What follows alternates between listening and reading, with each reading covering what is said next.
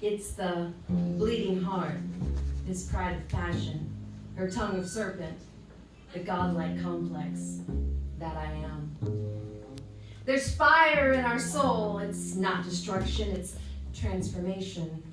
The kind of burning that peels the illusion from identity, the kind of knowing that cannot be unknown as consciousness recognizes itself inside the mirror of existence.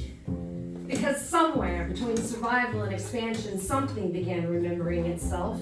A field, a thread, a tone beneath the noise, the beat beneath the beat, and suddenly the body remembers that reality is not nearly as solid as it pretended to be. Bleeding heart, the curse of feeling everything, feeling suffering beneath performance, feeling loneliness beneath connection, feeling exhaustion beneath endless production.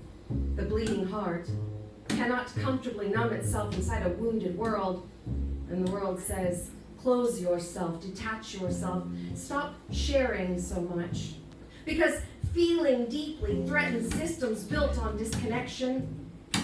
But every transformation worth remembering began when somebody who felt too deeply to remain silent, the bleeding heart, opened anyway.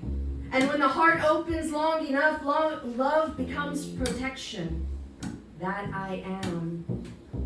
His pride of passion, the embrace of the mother, the spirit of the father, emperor, lioness, guardian at the threshold. Not pride born from ego, pride born from devotion. The kind of love that stands between innocence and destruction, the kind of compassion willing to fight for what is sacred. Because passion is not manic. Passion is the fire that keeps the protector standing long after fear says collapse. To hold the line against hatred, against cruelty, against the forces that attempt to extinguish light itself is pride of passion, not domination, sacred guardianship. And every guardian eventually learns what must be spoken, that I am. Her tongue of serpent curses like a sailor, speaks the things no one else will say, creeps through the window, up the tree, and under the house, through bloodlines, through memory, through generations trained to swallow truth for survival. Her tongue of serpent, the things we shall not say, the things we turn away from, the things we would rather destroy than understand, because some truths threaten the architecture of the entire illusion. And people will kill knowing before surrendering their identities built around not knowing. Her tongue of serpent, wicked, wicked tongue, held in remembrance for its opening, because every gate opens with language, every prison, every contract, every curse, every shame, spoken first. Her tongue of serpent, to speak the words kept hidden in the body, to speak the words called wicked, called cursed, called hateful. Not because they were evil, no, because they threatened power.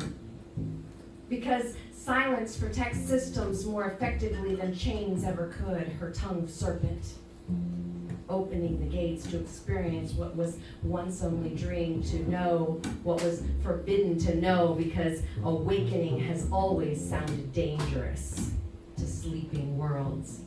And maybe that is the whole journey, to awaken without becoming consumed by identity, to feel without becoming consumed by grief, to protect without becoming consumed by hatred, to speak without fear of exile. And somewhere inside of all of it, that I am, the godlike complex. To dare to share your arrogance, your superiority, to stand exposed inside the terrifying realization that consciousness itself moves through you.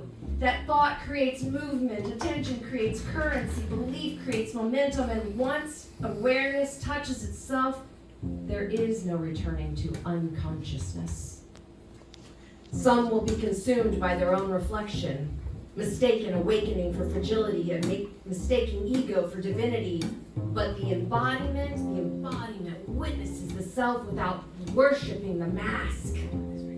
because ego is not the enemy, unconsciousness is. The identity, believing it is separate from the field instead of arising within it. Not isolated perfection, sovereign wholeness. The creator and the destroyer, the wound and the healer, the ego and the witness, the fear and the becoming, all held together inside the mystery of consciousness itself. Yesterday, tomorrow, now.